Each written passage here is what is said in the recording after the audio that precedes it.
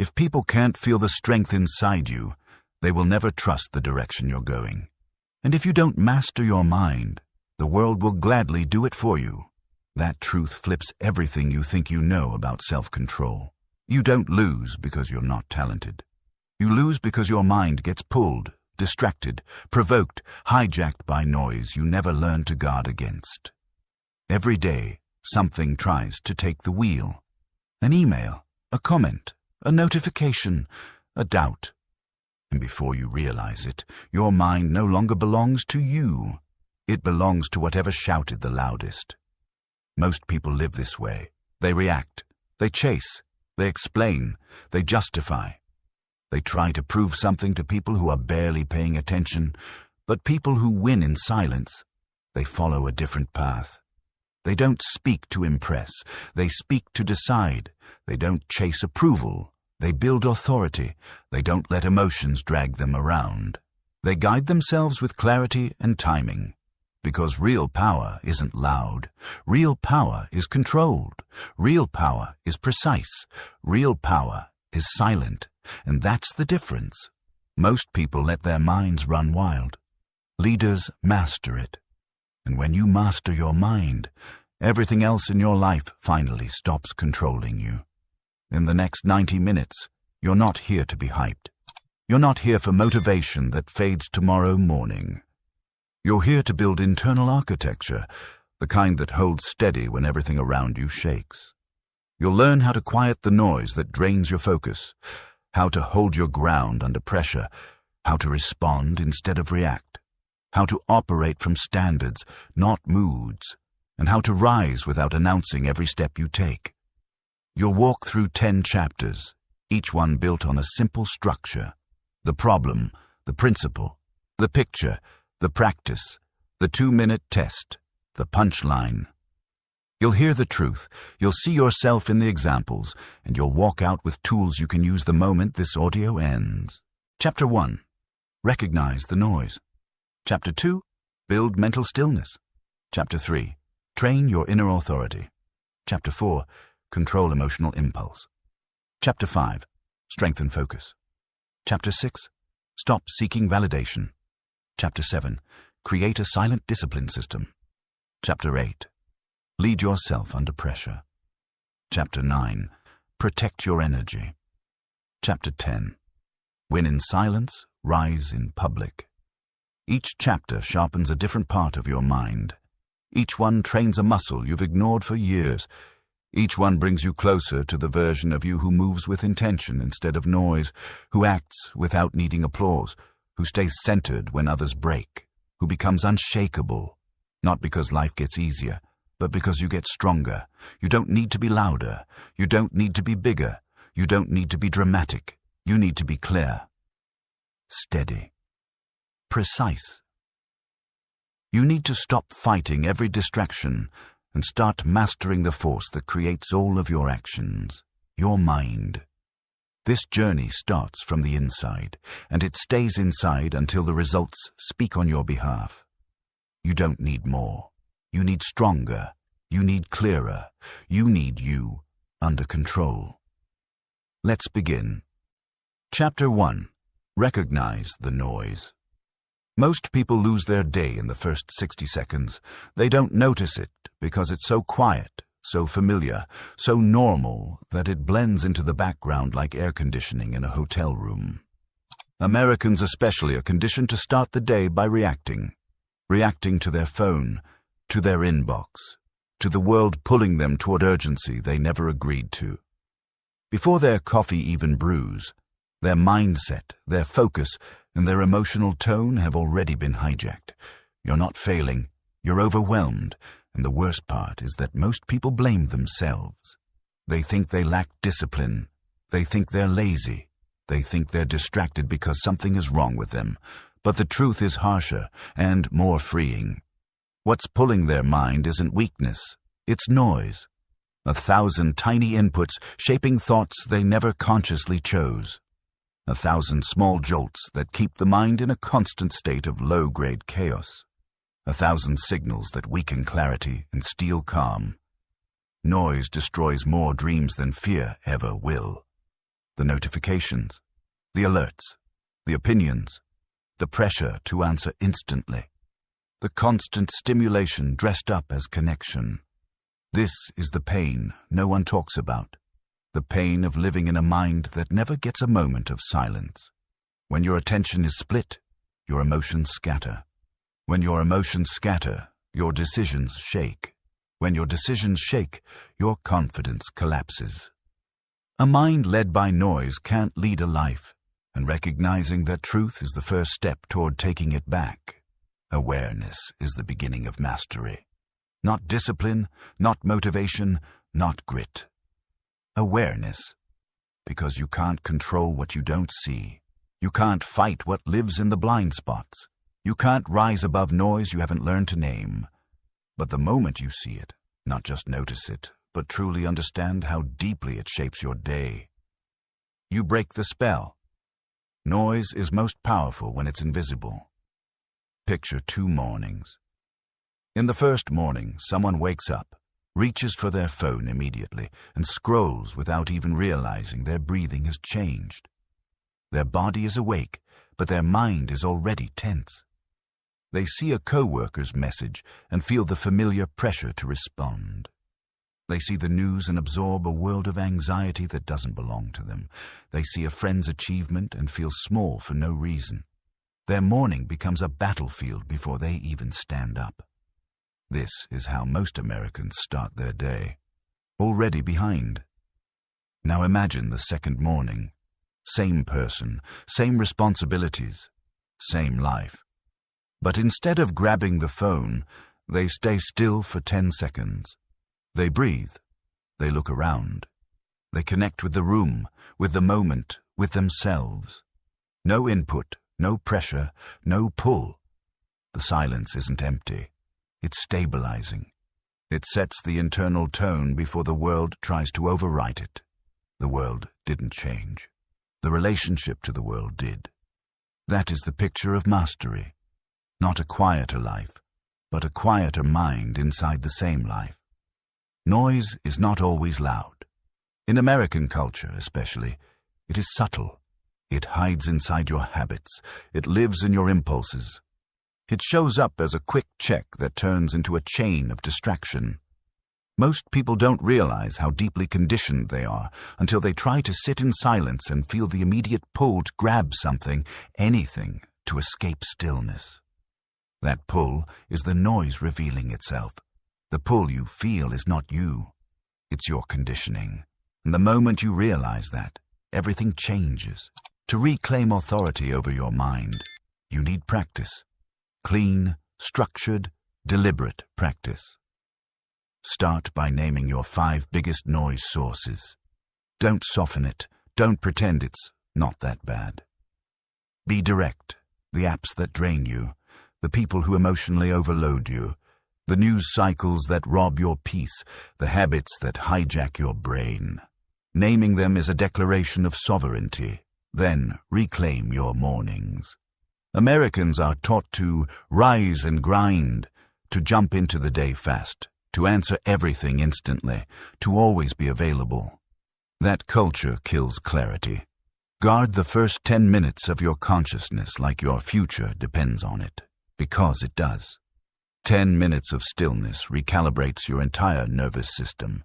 It restores control before the world has a chance to steal it.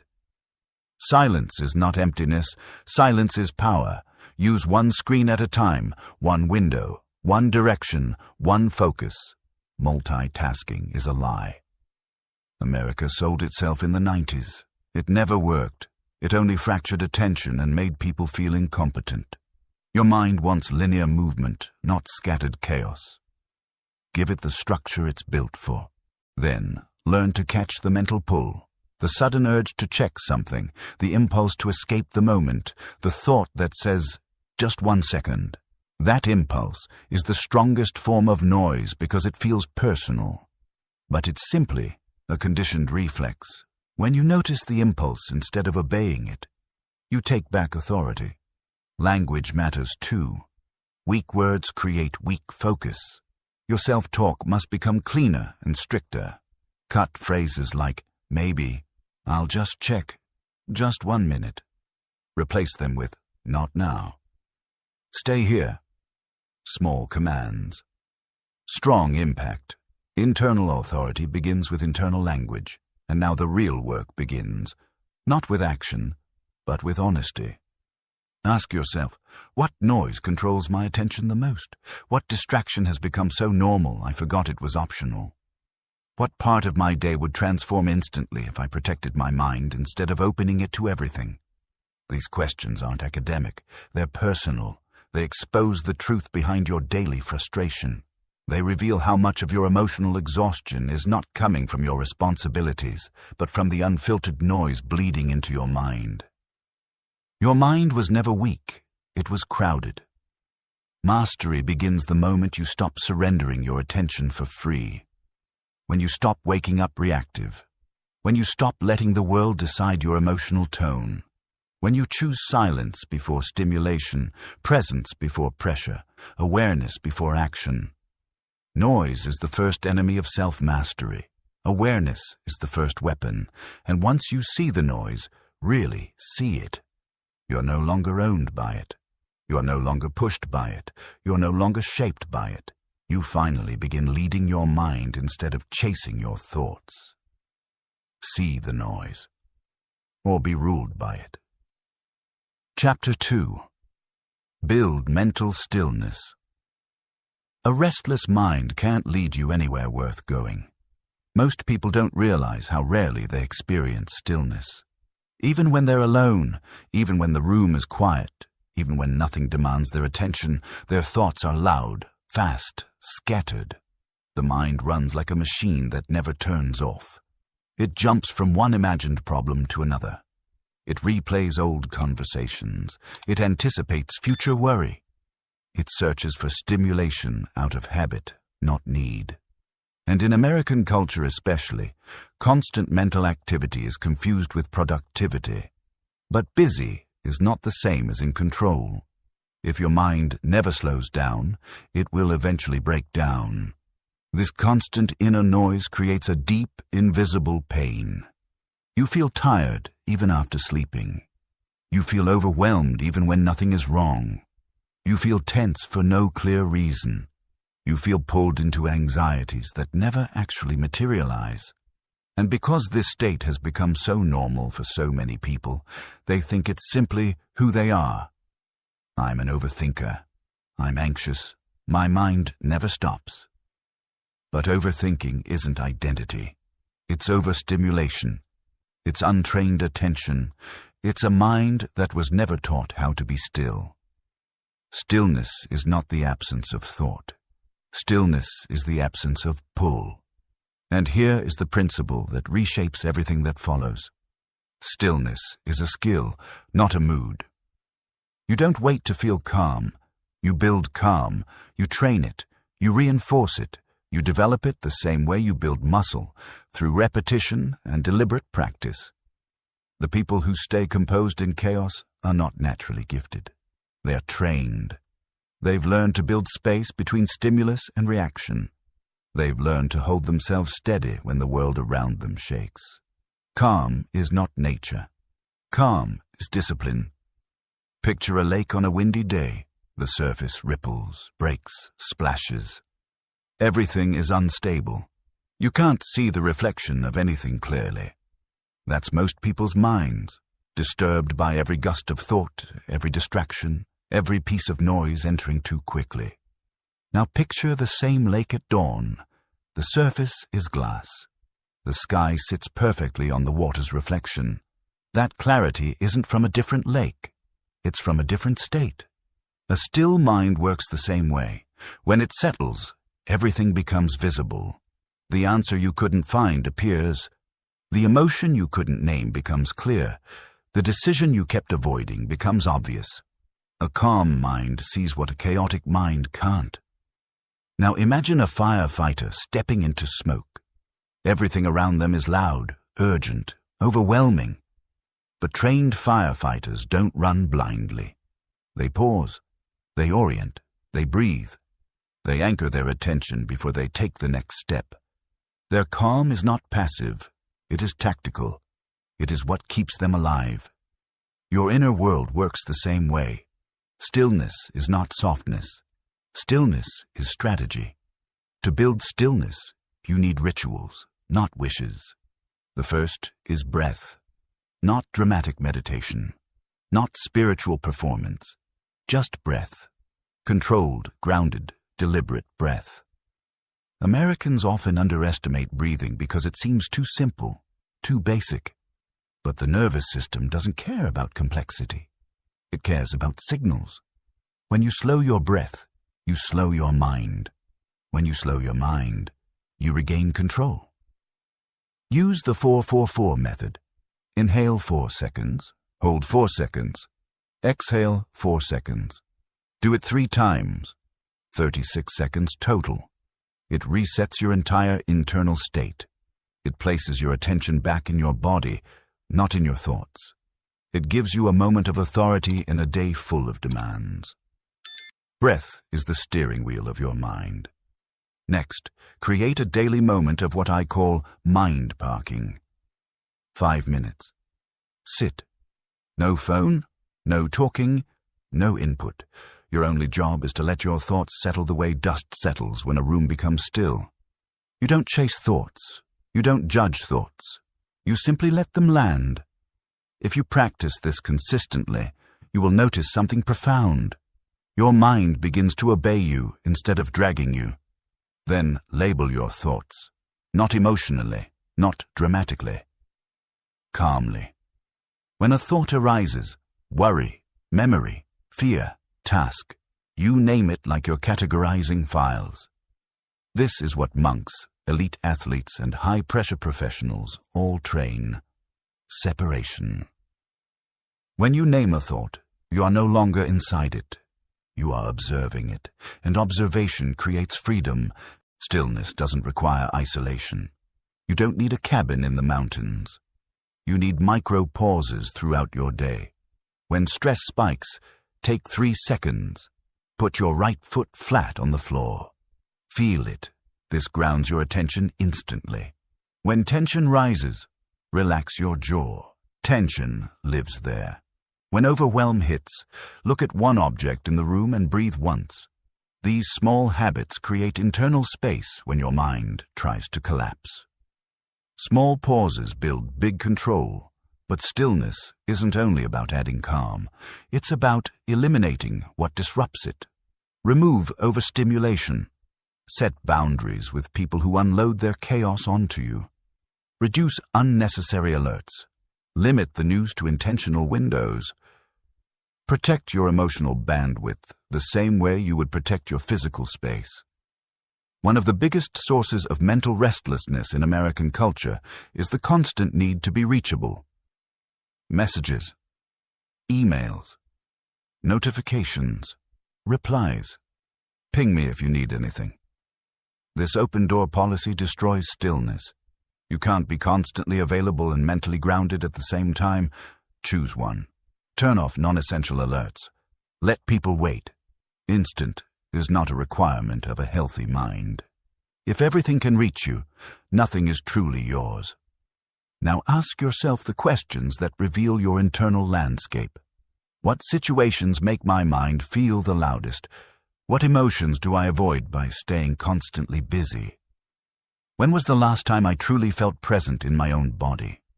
These questions aren't for your brain, they're for your awareness. They pull hidden truths to the surface. They expose the emotional noise behind the mental noise.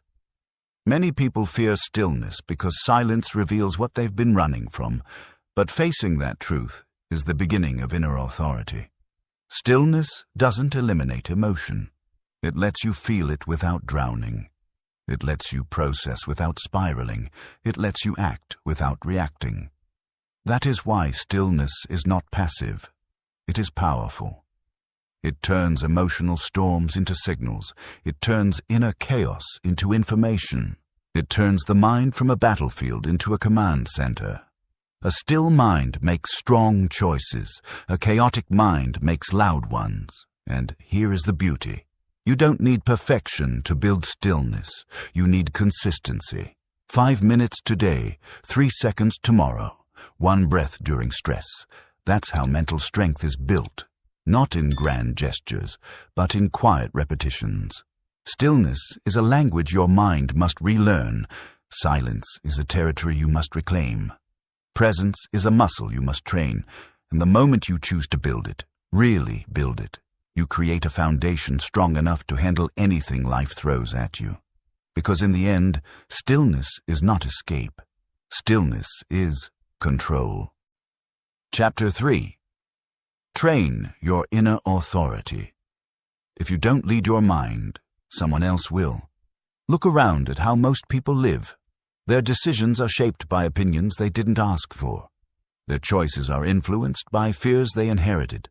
Their identity bends under the pressure of other people's expectations. They adjust themselves to fit rooms that don't respect them. They silence their truth to avoid discomfort. And with every small compromise, they lose a little more of themselves. Most people obey the world more than they obey their own voice. This creates a deep, invisible pain. One Americans feel constantly, but rarely acknowledge. It's the tension between who they are and who they perform as. It's the exhaustion of pretending. It's the quiet resentment of living under other people's approval. And it's the fear that choosing themselves will cost them belonging. That fear is powerful enough to control entire lives. But there is a truth even stronger than that fear. Authority begins within. Not in volume, not in confidence, not in charisma. In ownership. Owning your standards, your direction, your identity. People who have inner authority don't move loudly. They move decisively. They don't react to pressure. They respond with clarity. They don't ask for permission to be who they are. They stand firmly in it. And the world feels that. Authority isn't something you project. It's something you radiate. People trust a mind that trusts itself. Picture someone walking into a meeting. They speak quickly, explaining every opinion, justifying every point, scanning the room to see if people approve. Their tone rises. Their shoulders tighten. Their words become shaky because they're not speaking from themselves. They're speaking for acceptance. Every sentence is a negotiation for validation. Now picture someone else. Same room, same people, same stakes. But this person speaks slower. They're not rushed. They're not trying to fill silence. They're not scanning for approval. Their sentences are clean. Their tone is grounded. Their presence changes the room because they aren't performing. They're anchored. They don't try to impress. They don't defend unnecessarily. They choose their words from conviction, not fear. Authority isn't loud. Authority is steady. Or imagine a soldier in training. The drill instructor isn't teaching them how to shout. They're teaching them how to stand, how to hold their body, how to breathe under pressure, how to stay composed when adrenaline rises. Inner authority works the same way. It is not performance. It is posture. It is the discipline of remaining yourself when the world tries to shake you. But authority doesn't appear by accident. It's built. Slowly, intentionally, repeatedly. You train your inner authority the way you train a muscle. Start by choosing 3 standards you refuse to negotiate. Not 10, not 20. 3. They must be simple, personal, and rooted in identity, not outcome. For example, I speak honestly. I honor my decisions. I don't rush my words. These are not goals. They are rules you live by. Each one is a line you don't cross, even when pressured. Americans often build their identity around achievements, but authority is built around standards, practiced daily, with or without witnesses. Next, practice the one decision without explaining rule. Once per day, make a decision and do not justify it. Don't over-explain. Don't soften it. Don't ask for approval. Say it clean. Say it steady, and move on. This trains your nervous system to stop seeking permission. Every time you over-explain, you teach yourself that your voice isn't enough. Then anchor your presence with slower speech. Not dramatic. Not forced. Just slower. Quick speech signals insecurity to the brain, your own and others. Slower speech communicates ownership. It tells your mind you're not in danger. Americans respond strongly to pace. It's a subconscious indicator of emotional authority. Slow down. Let your words land. Let silence do some of the talking. And when judgment comes, because it will, do not collapse. People project their fears onto anyone who chooses themselves. They resist anyone who breaks social conditioning. They mock what they don't understand. But judgment only has power when you absorb it. Let people feel wrong about you. Let them misread you. Let them misunderstand. You don't need to correct every opinion. Authority doesn't chase misunderstanding. You lead yourself. You don't audition for acceptance. Now ask yourself the questions that most people avoid their entire lives. What decisions do I delay because I fear what others might think? Who am I trying to impress? And why? Where have I abandoned myself to keep someone else comfortable? These questions expose the cracks in your internal foundation. They reveal where external influence has taken command. And only by seeing those cracks can you rebuild the structure of your authority. Inner authority doesn't mean arrogance. It doesn't mean ignoring others. It doesn't mean being unapproachable. It means you make decisions from identity, not insecurity. From standards, not pressure. From clarity, not noise. When you embody that, people feel it. They sense your steadiness. They sense your boundaries. They sense your conviction, even when you say nothing. Authority isn't what you say. It's the energy behind how you say it. And here is the truth that will follow you far beyond this chapter. Inner authority is not proven. It is practiced. It is built in small, consistent moments where you choose yourself, especially when it's easier not to. You practice it when you say no, calmly. When you speak slowly, when you don't rush to explain, when you don't apologize for existing, when you choose your pace instead of matching someone else's. When you hold your ground without hostility, when you give yourself permission instead of waiting for it. Every one of those moments adds weight to your presence. Everyone strengthens the spine of your identity. Everyone deepens the foundation you stand on. And when the foundation is solid, you're no longer moved by noise, judgment, pressure, or opinion. You become the quiet center that everything else rotates around. A mind that obeys itself becomes unshakable. That is inner authority. Not force, not dominance, not performance, control. And it all begins and ends with one truth. Lead your mind first, or you will never lead anything at all. Chapter 4. Control emotional impulse. If you can't control your impulse, someone else can control your life. Most people don't realize how often emotion, not logic, makes their decisions for them. They get triggered, they react instantly, and only afterward do they realize the cost. One rude comment ruins their entire day. One sudden fear stops them from taking the next step. One unexpected problem sends them into panic mode. One moment of anger destroys a conversation that didn't need to be broken. Impulse is the fastest way to sabotage your own progress, and it happens silently. Americans especially are trained to speak your mind, stand up for yourself, say what you feel. But feelings are unstable. They move, they spike, they crash, they distort reality. And if you let them lead without supervision, they will drag you into decisions you can't undo. Emotion is real, reaction is optional. This is the quiet pain many people live with. Being pulled by their own emotional storms. They hate how quickly they snap. They regret the things they say.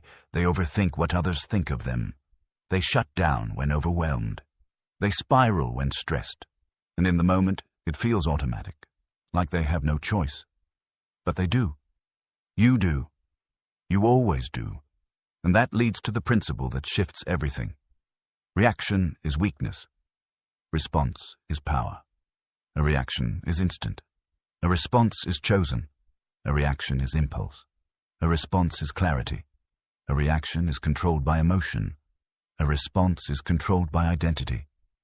When you create space between what you feel and what you do, you take back authority over your life. Mastery lives in the space between stimulus and action. Picture two people in the same situation. The first gets criticized at work. Their chest tightens. Their ego flares. Their pulse spikes. Without thinking, they defend themselves. They talk too fast. Their voice rises. Their words sharpen and shake at the same time. Emotion takes the wheel, and afterward, they replay everything, embarrassed and frustrated. Now picture the second person. Same criticism, same tension, same pressure. But they pause. Not long, just long enough to breathe. They anchor themselves. They slow their speech. They respond with steadiness instead of fire. They don't collapse. They don't attack. They hold their position without losing composure. The difference isn't the moment, it's the mastery. Or imagine a parent trying to calm a child who's screaming in a grocery store. The parent who reacts will snap, rush, raise their voice, and escalate the chaos. But the parent who controls their impulse lowers their tone, sits in calmness, and slowly brings the child back into stability. The child mirrors the parent's state. The mind works the same way. You guide it by the tone you hold. When you stay calm, your mind follows. Emotional impulse is not your enemy. Untrained impulse is. To control it, you need skill. Not suppression, not avoidance, but skill. Start with a 3-second pause. When emotion floods your body, your nervous system spikes. Those 3 seconds interrupt the automatic pattern. They pull you out of your reaction body and into your thinking mind. During those seconds, inhale slowly. Feel your feet. Say nothing. This short delay can save you hours, days, or months of consequences. A 3-second pause can protect your entire life. Next, label the emotion. Not dramatically, not philosophically. Simply name it. Anger. Fear. Frustration. Shame. When you name the emotion, you separate yourself from it. You're no longer inside the storm, you're observing it. The moment you observe an emotion, its power weakens. And when it weakens, you can guide it instead of obeying it. Then shift into what I call inverse thinking. Ask yourself, will this matter in 24 hours? Most emotional impulses lose all meaning when viewed through time. Anger that feels explosive now becomes trivial tomorrow. Fear that feels overwhelming today becomes irrelevant next week. This question pulls you out of emotional time, where everything feels urgent, and brings you into rational time, where things become clearer. Emotion exaggerates, time exposes. To control impulse even further, master your tone. Americans respond strongly to tone, even more than meaning. If you slow your tone, lower your volume, and reduce your pace, your body will follow, your emotions will follow, your thoughts will follow. Tone is not just communication, it is regulation. And here's something most people never learn. You don't have to respond instantly. Silence is an answer. Pausing is an answer. Breathing is an answer. Impulse is born from urgency. Authority is born from patience. You don't owe anyone your immediate reaction. Next, practice emotional distance. When a challenging moment comes, imagine stepping back mentally 3 feet from the situation. See it as if it's happening to someone else. This creates objective distance, and distance gives you clarity. Then build emotional conditioning. Put yourself in small stress situations on purpose. Cold showers, timed tasks, controlled physical discomfort. These experiences strengthen your nervous system. The stronger your nervous system is, the less likely you are to be thrown by sudden emotion. If you train your mind under mild stress, it stabilizes under real stress. But perhaps the most important practice is this. Stop explaining your emotion to everyone. Stop apologizing endlessly for how you feel. Stop giving people access to your inner world when they haven't earned it. Keep your emotional process sacred. Share selectively, not constantly. This builds inner authority, and inner authority calms emotional chaos. Now ask yourself the questions that reveal how impulse controls your life. What emotion controls me the quickest? What patterns do I repeat when I'm triggered? What do I regret most after reacting impulsively? These questions expose the truth you need to face. Your reactions are habits, not destiny. They can be changed, they can be trained, they can be mastered. And when you master them, the world responds to you differently. People take you more seriously. They trust your judgment. They feel your steadiness. They sense your control. Your presence becomes heavier, calmer, more grounded. People follow the person who stays calm when everyone else breaks. Mastering emotional impulse doesn't make you emotionless. It makes you powerful. It makes you intentional. It makes you unshakable. Because the person who controls their reaction controls the moment, and the person who controls the moment controls the outcome. Feel everything. React to nothing. Chapter 5. Strengthen. Focus. Your focus is your most valuable currency, and the world is constantly trying to steal it. Most people don't lose focus because they're incapable. They lose it because everything around them is designed to fracture it. Apps are engineered to hijack attention. Notifications are crafted to trigger dopamine. Companies fight for mental real estate. Even friends and family demand instant responses, instant availability, instant attention. In America especially, distraction has become a culture, normalized, monetized, and masked as staying connected. You can't build a powerful life with a scattered mind. This is the silent pain of modern life, feeling mentally exhausted without doing anything meaningful. People jump between tasks, screens, conversations, and commitments until their brain feels like a browser with 50 tabs open, all slowing each other down, and they mistake mental overload for productivity. They mistake busyness for progress. They mistake chaos for effort. But here's the truth you can't ignore.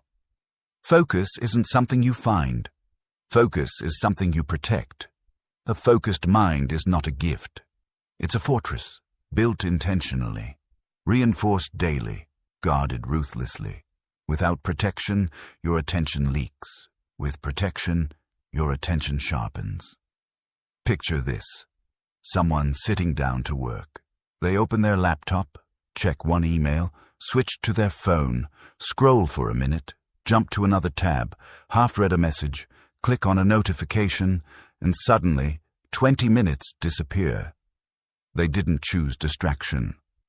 Distraction chose them. Their mind never entered deep work. They existed in mental static. Now picture someone else. They sit down. They put their phone out of sight. They open one tab, one task, one direction. Their breathing slows. Their mind enters a tunnel, and their world narrows to a single point, the work in front of them. They move with intention. They think with clarity.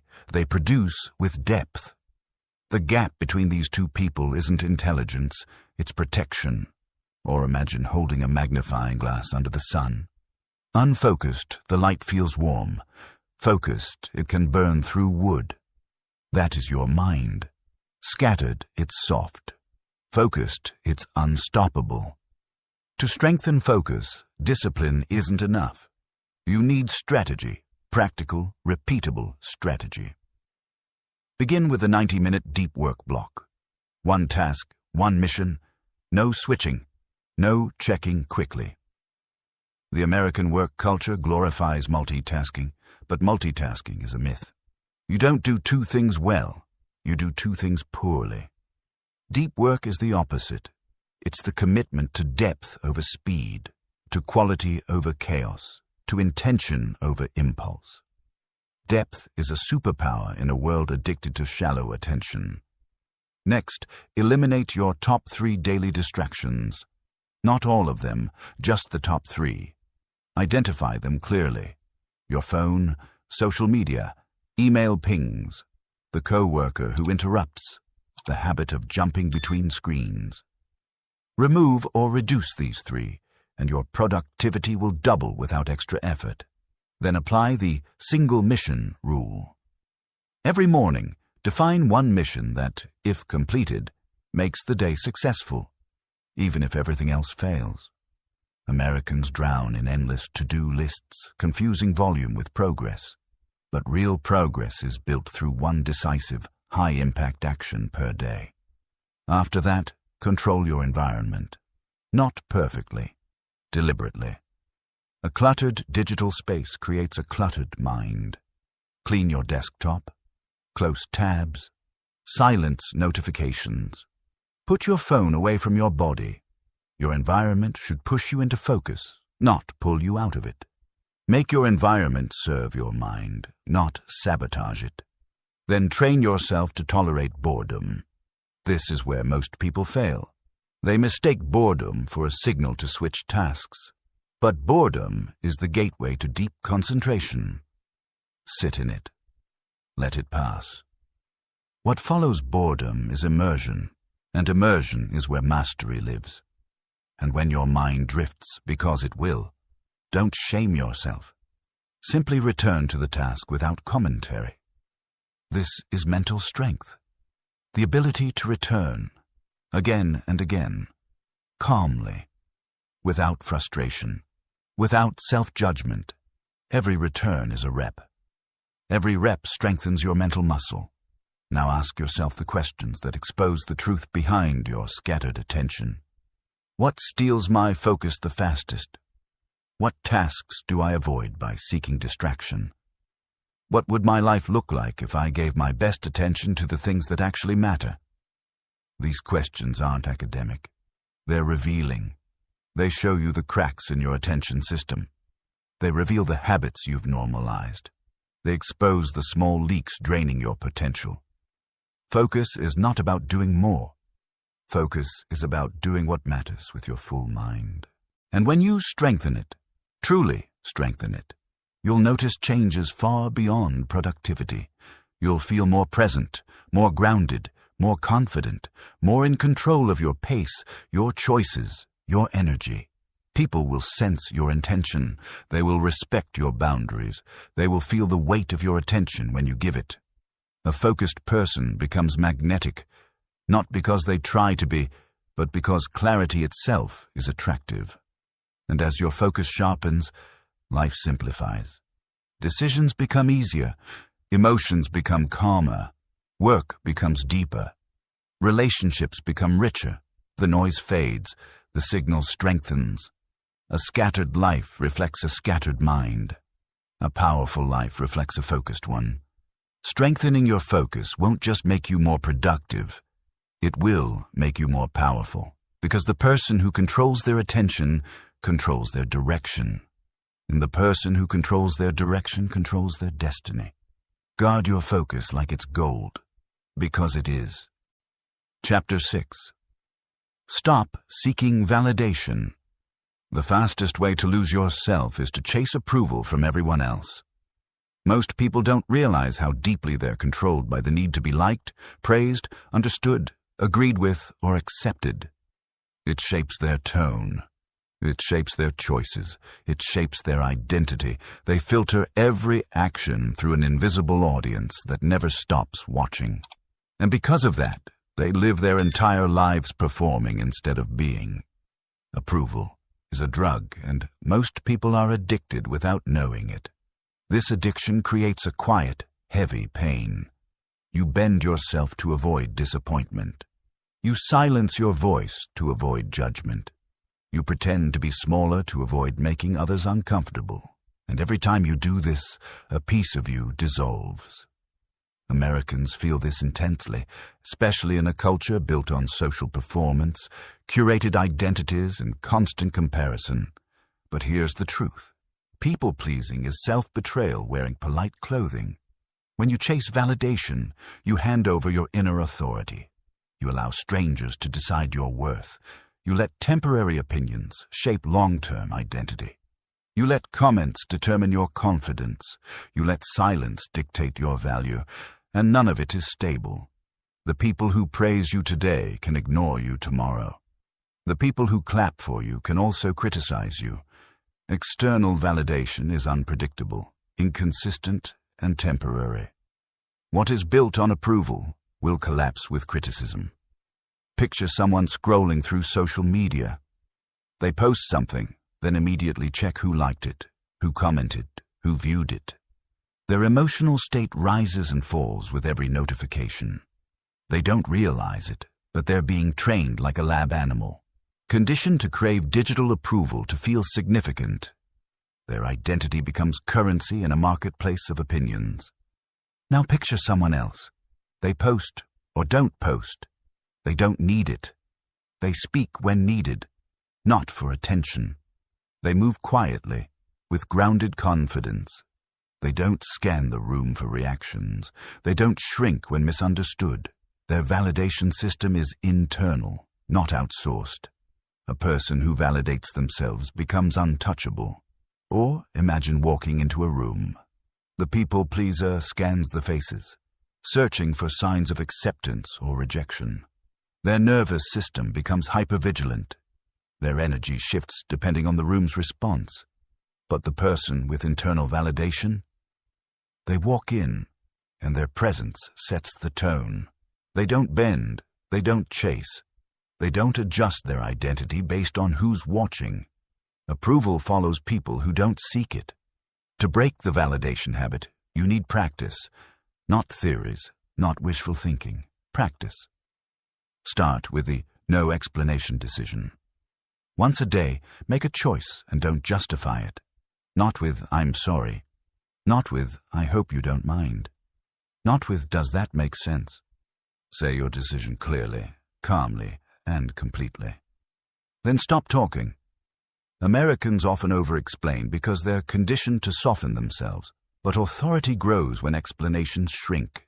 Every time you over-explain, you weaken your presence. Next, create private wins, achievements that no one else knows about. Something you do only for you, a commitment you keep without announcing it. Most people show their progress online because they want validation more than discipline. But growth becomes stronger when it's private. It becomes real when it doesn't need applause. Then practice delayed announcing. When starting something new, a habit, a project, a transformation, don't tell anyone for 30 days. This builds inner confidence and eliminates the pressure of external eyes. Americans often announce goals before they begin because approval feels safer than commitment.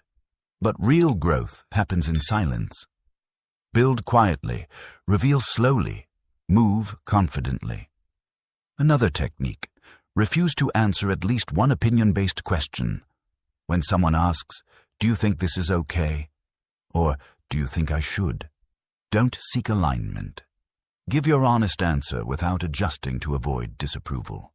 This strengthens your internal spine. Most people weaken themselves by trying to be agreeable.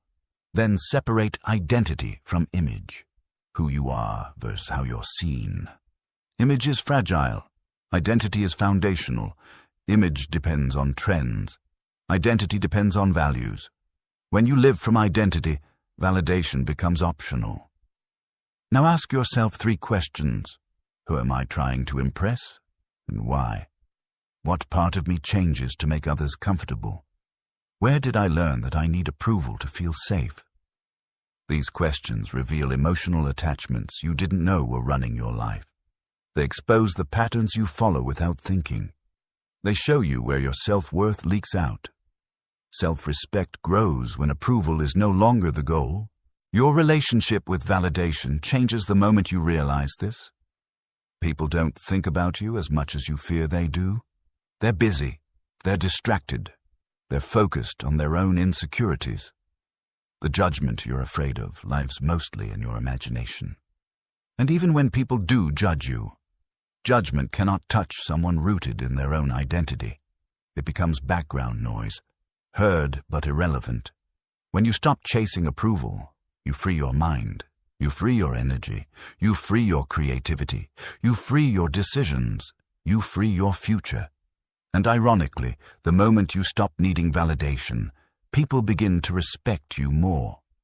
They may not always like you, but they will feel the weight of your presence. They will sense your independence. They will respond to your clarity, because confidence borrowed from others disappears. Confidence built from within lasts. Approval is temporary. Self-respect is permanent. In the end, everything comes down to one truth: sharp, simple, unavoidable. If you want freedom, stop seeking permission. Chapter 7. Create a silent discipline system. Motivation is loud. Discipline is silent. Most people wait for motivation to strike before they take action. They wait to feel ready. They wait for inspiration. They wait for the perfect moment. But that moment never comes. Life moves. Emotions shift. Energy dips. And the window closes before they ever begin. This is why most people stay stuck. They live reactively, not systematically. If you rely on motivation, you will lose every time. The real pain is this: people blame themselves for inconsistency when the truth is simple. They don't have a system. They depend on mood instead of structure. They depend on hype instead of identity. They depend on excitement instead of standards. And when the feeling fades, their progress collapses.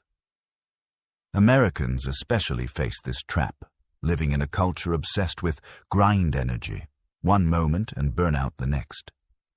But here's the truth that separates consistent people from everyone else.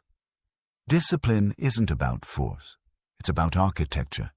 You don't wake up disciplined. You build discipline, and you build it silently. One rule, one habit, one standard at a time, without announcing it, without celebrating it, without seeking applause. What grows in silence becomes unbreakable. Picture someone who lives chaotically. They start working out, then disappear. They journal for 2 days, then stop. They set goals, then forget. Their life feels like a series of resets, always restarting, never stabilizing. They think they are the problem, but the problem isn't them. It's their lack of structure. Now picture someone else. Same responsibilities, same time constraints, same unpredictability of life. But they follow a simple, quiet, consistent system. No drama, no hype, no noise, just steady execution. Consistency beats intensity every single time. Or imagine a military base at 5 a.m. The world is asleep, but soldiers move with precision. Not because they feel inspired, but because the structure carries them. The routine removes guesswork. That is the power of a silent system. It makes the hard thing automatic. To build your silent discipline system, start small. People fail because they build discipline like a monument instead of a brick wall. They go big, fast, loud, and collapse under the weight of unrealistic expectations. But discipline grows in simplicity. Choose one non-negotiable habit for the next 30 days. Not 3, not 5. 1. Something small enough to complete daily and strong enough to shift your identity. Small disciplines create massive confidence. Next, practice the 2-minute rule. Any habit that takes less than 2 minutes, do it immediately. Drink water, wash 1 dish, write 1 sentence, clean 1 corner. This rule removes resistance. It eliminates mental negotiation. It teaches your brain that action is faster than avoidance. In American life, where procrastination is normalized, this tiny rule is a weapon. Then track only actions, not outcomes. Outcomes take time. Actions happen today. When you focus on results, you feel discouraged. When you focus on action, you feel in control. Keep your system shockingly simple. Did I execute today? Yes or no? No emotion, no story, no mental drama. Discipline thrives in simplicity, not complexity. Another key to silent discipline: create friction for your weaknesses and reduce friction for your strengths. If your weakness is scrolling, put your phone in another room when you work. If your strength is morning energy, schedule your hardest tasks for that time. Most people fight their weaknesses endlessly. Discipline becomes easier when you outsmart them instead. Then adopt silence over sharing. Don't announce your habits. Don't tell people your plans. Don't broadcast your goals. Keep them private. When Americans share goals online, the validation they receive tricks their brain into feeling like the goal is already accomplished. Keep your system in the dark until the results are undeniable. Build privately. Reveal publicly. Also create one anchor habit. This is the habit that signals the start of your disciplined state. Maybe making your bed, a cold shower, a short stretch, or writing one sentence. Anchor habits trigger identity. When you do them, your brain shifts into a higher level of self-respect. They are small, but they flip the mental switch from passive to intentional. And when you slip, and you will, return immediately. Don't spiral. Don't shame yourself. Don't rebuild from scratch. One return is stronger than 10 perfect days. This is how disciplined people stay disciplined. They shorten the distance between failure and restart. The faster you return, the stronger you become. Now ask yourself the questions that expose your relationship with discipline. What habit do I break the fastest, and why? Where do I rely on motivation instead of structure? What would my life look like with 1 month of silent consistency? These questions reveal the emotional truth behind your inconsistency. They show you where your energy leaks. They show you the behaviors you've been hiding behind. And they show you the gap between who you are and who you could be with a system. Because once you build a silent discipline system, everything changes. You no longer need hype. You no longer chase momentum. You no longer negotiate with procrastination. You become the kind of person whose actions speak without noise. People notice, not because you talk about discipline, but because your life reflects it. A silent system becomes a silent engine. A silent engine becomes silent strength. Silent strength becomes unshakable identity. Discipline doesn't make you louder. It makes you undeniable. And it all comes down to one truth. Stay consistent in silence, and the results will speak for you. Chapter 8. Lead yourself under pressure. Pressure doesn't create your character. It exposes it. Most people collapse under pressure, not because they're weak, but because they never learned how to lead themselves when everything around them becomes loud, urgent, or unpredictable. Their emotions take over, their breath shortens, their thoughts scatter. They make fast decisions just to escape discomfort. They speak too quickly, they overreact, they freeze. They crumble under the weight of the moment instead of controlling it. A pressured mind becomes a panicked mind when untrained, and the pain is real. Americans live inside constant pressure, deadlines, bills, expectations, family demands, unpredictable work environments, and the fear of failing publicly. The stress builds quietly until even small challenges feel overwhelming. Pressure becomes the default, not the exception. But here's the truth. Pressure doesn't break you. Mismanagement of pressure does. And the solution isn't to remove pressure. It's to learn how to lead yourself through it. Every high-performing human, soldiers, surgeons, firefighters, athletes, CEOs, shares one skill: the ability to stay composed when the stakes rise. They don't wait for calm, they create it. They don't let emotion take the wheel. They hold the wheel themselves. You're either led by pressure or you lead yourself through it. Picture someone in a stressful moment. Their heart rate spikes. Their hands tighten. Their thoughts race. They speak faster. They act from fear instead of clarity. The pressure owns them. Every second that passes, the moment gets heavier. And long after the pressure passes, they replay everything they said and regret it. Now picture someone else in the same situation. Same stress, same stakes, same chaos. But their breathing stays slow, their shoulders stay relaxed, their tone stays grounded. Their decisions remain intentional. They do not mirror the chaos. They counter it. Leadership begins the moment you refuse to match the pressure around you. Or imagine a firefighter entering a burning building. The flames roar, the heat intensifies. The environment is unpredictable.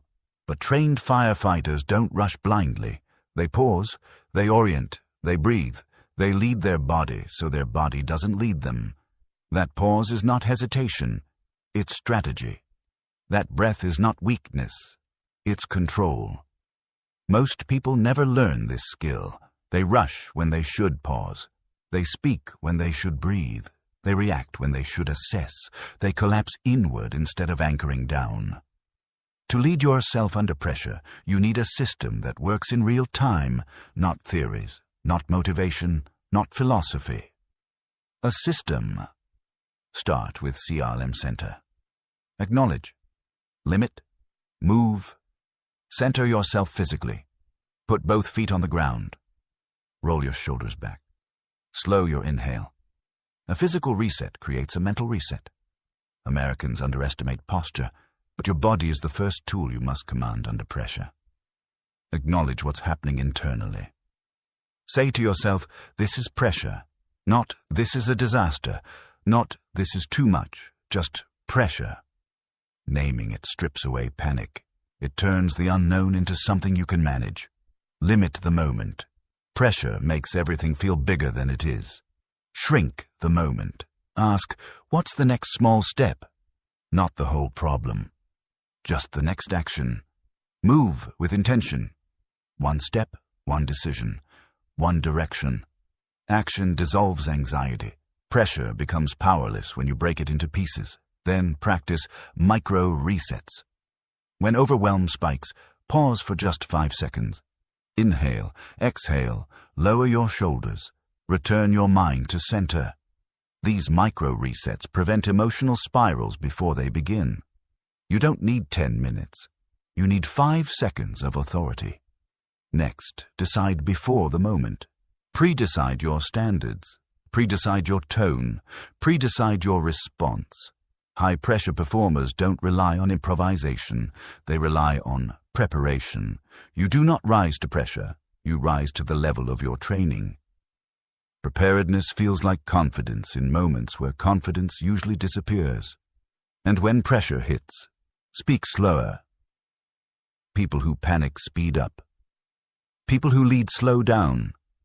The fastest way to regain control is to reduce your pace. Slow speech drops your heart rate. Slow speech stabilizes your nervous system. Slow speech communicates authority to others and to yourself. Protect your attention. Pressure tries to pull it in all directions. Bring it back to one thread. What matters now? Not what might happen. Not what people think. Not every possible outcome. Just the one thing in front of you. Focus is the antidote to overwhelm. And if your emotional impulse flares under pressure, don't fight it. Acknowledge it. Observe it. Let it pass. The moment you try to suppress it, it grows. The moment you observe it, it loses control. Pressure also tests your boundaries. People will project their urgency onto you, their panic, their expectations.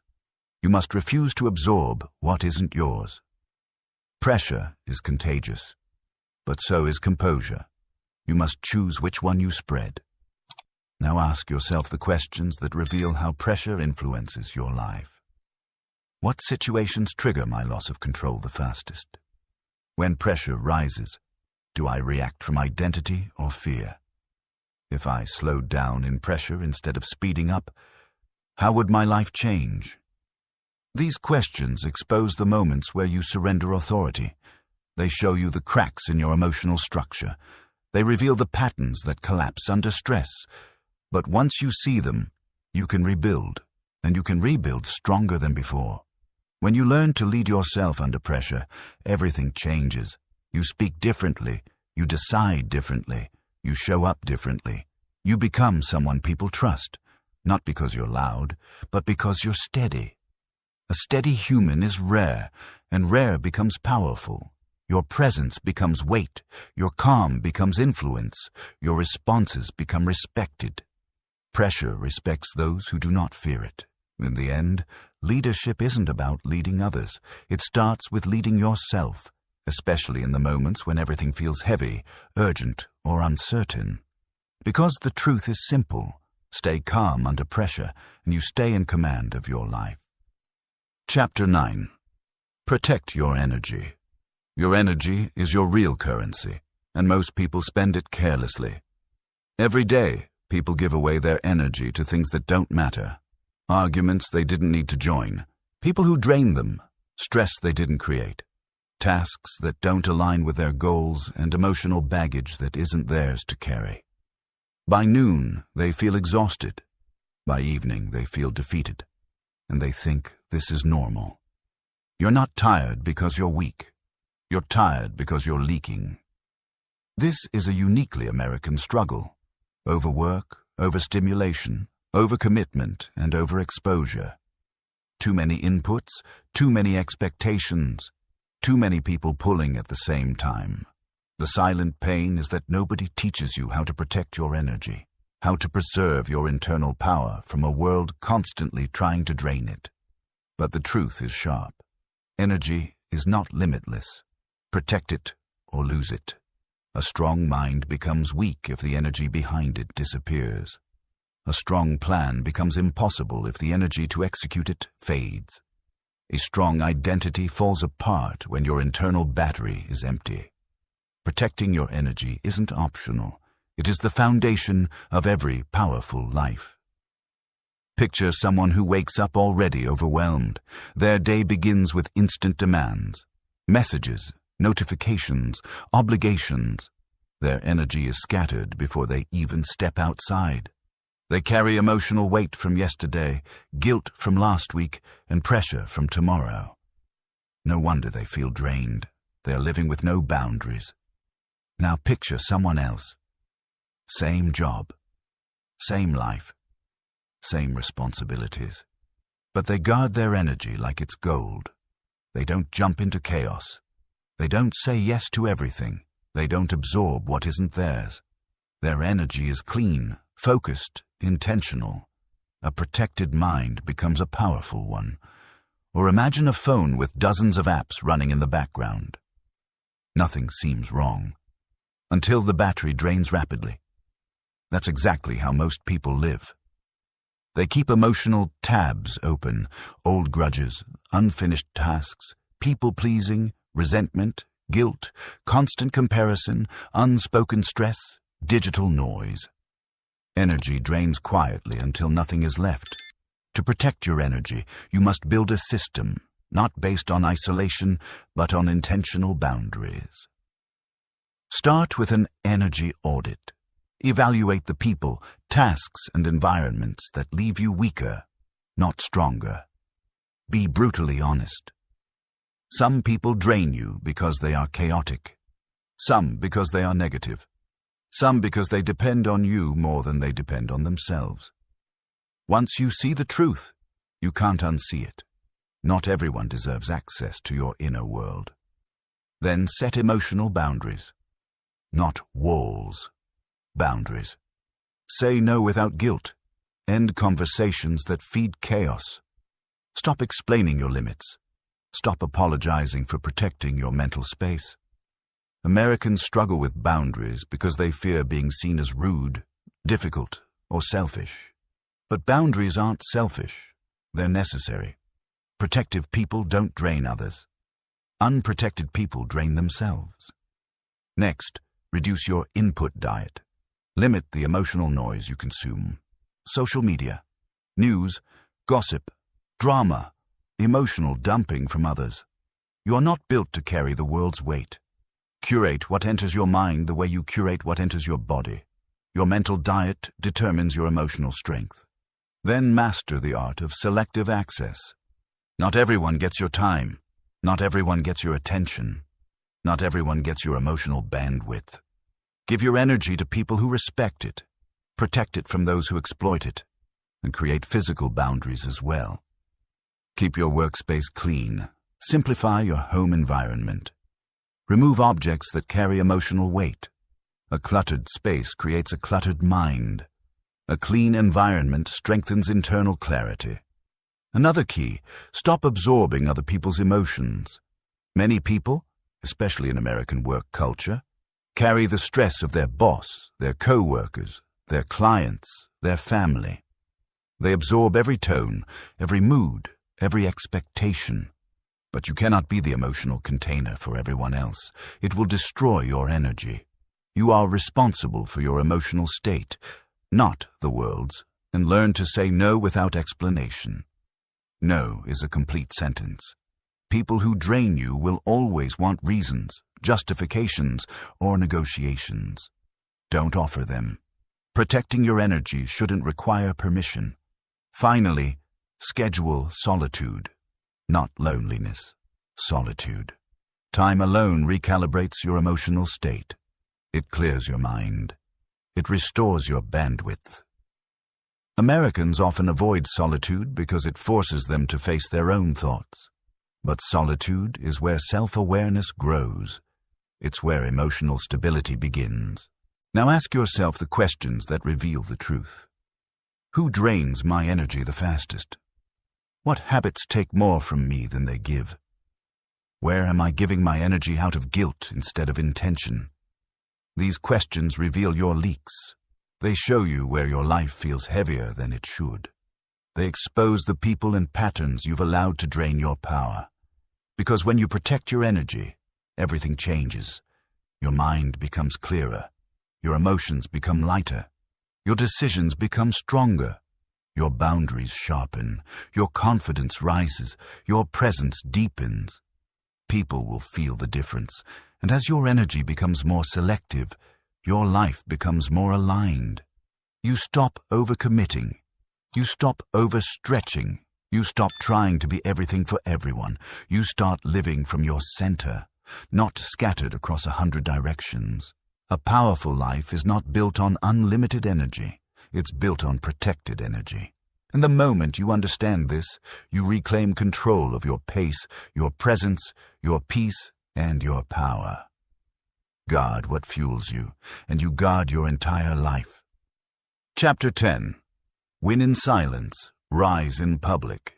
If you want unstoppable results, stop announcing your process.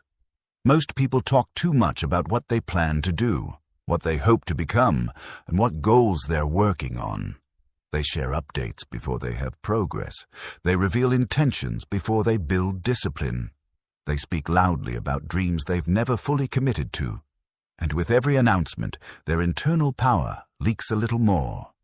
You don't grow by talking. You grow by doing. This is why so many people remain stuck. Their identity becomes tied to performance rather than progress. They chase applause instead of mastery. They want recognition before completion. And in American culture, where everyone shares everything, the pressure to show your journey can quietly suffocate your actual growth. The truth is simple. Real transformation happens where nobody is watching. Public work is celebrated. Private work is what changes your life. Picture someone who announces every new project, habit, or comeback. They talk big. They post updates. They promise change. But when the excitement fades, so does the execution. They start strong, then disappear. Not because they're incapable, but because they relied on external validation instead of internal commitment. Now picture someone else. They say nothing. They plan quietly. They execute consistently. They build brick by brick, day after day, without broadcasting a single move. And when they finally reveal the result, it speaks louder than any update ever could. Silent work produces loud outcomes, or imagine a seed underground. Nothing visible, no applause, no recognition. But beneath the surface, it's building roots, strengthening, preparing. Growth is silent until it's undeniable. Your life works the same way. The work that matters most happens without noise. To win in silence, you need a system that supports consistency without the need for attention. Start with private goals, not shared goals. Private ones. Write down the 3 things you want most, but don't tell anyone. Protect them. Nurture them. The moment you announce a goal, your brain gets a dopamine reward as if you already achieved something. That false sense of accomplishment kills momentum. Silence protects ambition, then build a quiet grind routine. A daily block where you work with no distractions, no announcements, no updates. You don't share your progress. You don't ask for feedback. You don't seek validation. The work is between you and your standard. Americans often tie their progress to external encouragement. You must disconnect from that entirely. Next, create silent wins. Small victories only you know about, a habit completed, a workout finished, a task done with excellence, a deadline met early. No one else needs to see these wins for them to transform you. Silent wins build self-respect. Then practice delayed exposure. Finish first, announce later. The more you delay sharing, the more powerful the reveal. You strengthen your internal identity. Someone who completes things, someone who finishes what they start. Also protect your environment from dream killers. Not everyone deserves access to your plans. Some people will doubt you. Some will mock you. Some will diminish your goals to protect their comfort. Silence shields you from unnecessary negativity. Not everyone wants you to rise. Not everyone needs to know you're rising. Another key element. Let actions speak louder than explanations. When you improve yourself quietly, the results eventually become too visible to ignore. People will see your discipline without you saying a word. They will see your growth without needing your narrative. You won't need to convince anyone. They'll feel the difference. Now ask yourself the questions that expose why noise has been holding you back. Where have I traded progress for attention? What goals did I announce instead of completing? What could I achieve in 6 months of quiet execution? These questions reveal your patterns. They show you where validation has weakened you. They show you the areas where silence will strengthen you. Because when you build in silence, something powerful happens. Your mind deepens, your discipline increases, your confidence sharpens, your identity solidifies, your life aligns. People begin to treat you differently, not because of what you say, but because of what you've become. They feel the results, they feel your clarity, they feel your consistency. You stop being someone who talks about change and become someone who embodies it. Loud ambition is fragile. Silent execution is unstoppable. And when the results finally appear, when the transformation is visible, when the achievement is real, when the growth is undeniable, your silence will make your success even louder. You don't need publicity to rise. You need consistency. You need discipline. You need privacy. You need quiet strength. In the end, everything comes down to one truth. Win quietly. Shine loudly. Nothing changes until you decide to lead yourself. You've spent the last chapters seeing a different version of life. A life that isn't reactive, chaotic, or controlled by noise, pressure, emotion, or external approval. A life built from clarity, from authority, from silence. And what you choose to do next determines who you become from this moment forward. Mastery isn't an event. Mastery is a direction, and you're standing at the beginning of it. Most people will walk away from this audio feeling inspired for a moment, then slipping back into old patterns. Not because they're weak, but because they never commit. They wait for a dramatic shift. They wait for motivation. They wait for life to feel right. But mastery doesn't arrive suddenly. It grows quietly, slowly, consistently. You don't transform by wishing. You transform by choosing. You choose awareness over noise. You choose stillness over chaos. You choose authority over insecurity. You choose control over impulse. You choose focus over distraction. You choose identity over approval. You choose discipline over comfort. You choose leadership over pressure. You choose energy over exhaustion. And finally, you choose to win in silence. This is not a loud journey. It's an internal one, a personal one, a private one. Picture the version of you 6 months from now, walking with a different pace, speaking with a cleaner tone, deciding from clarity instead of fear, protecting your energy like it's sacred, moving through pressure without losing control, building quietly, rising consistently. That version of you is not mythical. It is built through small, steady decisions made daily. 1 day of discipline changes nothing. 30 days changes your identity. So here is your 72-hour challenge. Simple, sharp, and transformative. For the next 72 hours, live deliberately. No reacting, no rushing, no explaining, no leaking energy, no chasing validation, just 3 days of inner command. You'll feel the difference by hour 6. You'll see the difference by day 2. You'll believe in the difference by day 3. Then extend it, another 72 hours, then 7 days, then 30. Then the world begins to treat you differently. People respond differently to someone who leads themselves, and your life will shift quietly at first. Your relationships will improve. Your decisions will sharpen. Your emotions will stabilize. Your focus will deepen. Your results will multiply. And the world won't understand what changed. They won't see the mornings you protected. They won't see the impulses you controlled.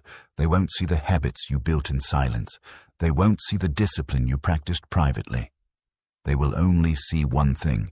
You became someone with weight, someone harder to shake, someone harder to distract, someone harder to manipulate, someone harder to provoke, someone harder to exhaust, someone impossible to ignore.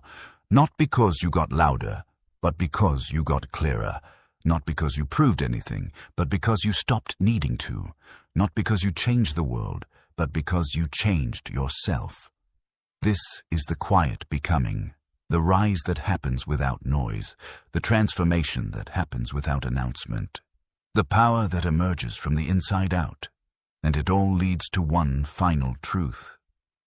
Master your mind, and the rest of your life bows to your direction.